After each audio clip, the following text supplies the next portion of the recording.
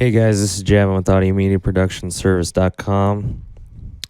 I'm going to go ahead and give you a little overview and tutorial on how to assign and save channels into the library in the Behringer X32. First, we're going to go ahead and hit the library button to the right of the screen. As you can see, I already got a bunch of presets set in my for my channels and my starting points. Just for example, I'm going to go ahead and select the channel that I'm not using. To load a preset, obviously you have some pretty basic functions. To the left, you have a recall scope. This is so you can recall only certain aspects of the channel. So let's say you wanted to recall the equalizer, compression and gates, and the configuration, which is the label on the scribble strips. But you didn't want to recall the gain. The gain or the sends, you can just go ahead and use this, uncheck mark the head amp, because that's your gains, and then uncheck the sends. So that way nothing's sending from that channel in your monitors. Then you would go ahead and hit load. It's going to ask you, are you sure? You hit yes. And now if you look over on the screen, that channel is loaded in there. I have all my EQ settings, my dynamic settings, and then my gate settings. If you want to save a setting, it's just the opposite. It's pretty straightforward, pretty easy. You just select the channel you want to save.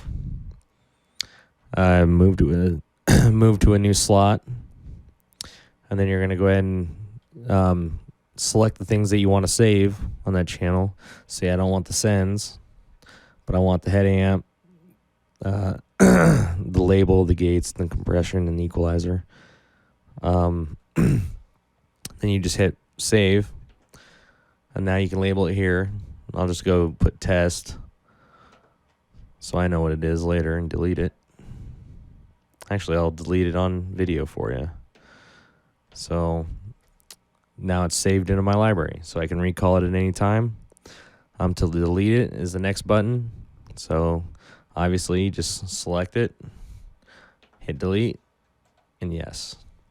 And it's that simple. Next tab over in the library, you can save effects and certain settings on your effects in the library too. Really comes in handy for like graphic EQ, equalizers and things like that for certain rooms.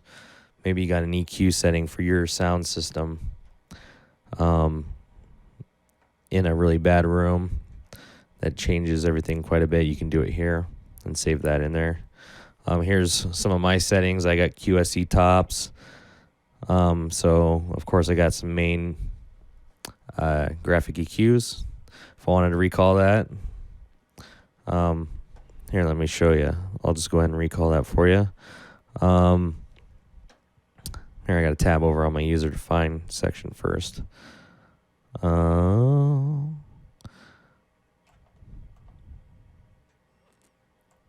All right, I need to be on section A. So I'm going to go back over to my library.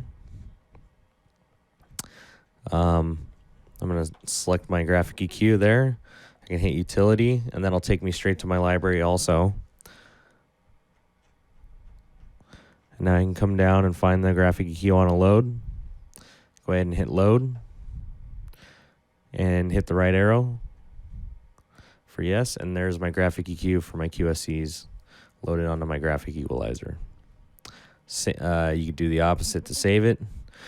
Actually, you can select your effect and come up here and hit utility. Instead of hitting the library button, you can just go ahead and hit utility, and then I'll take you to that page. So now you can go ahead and save settings there, label it, test.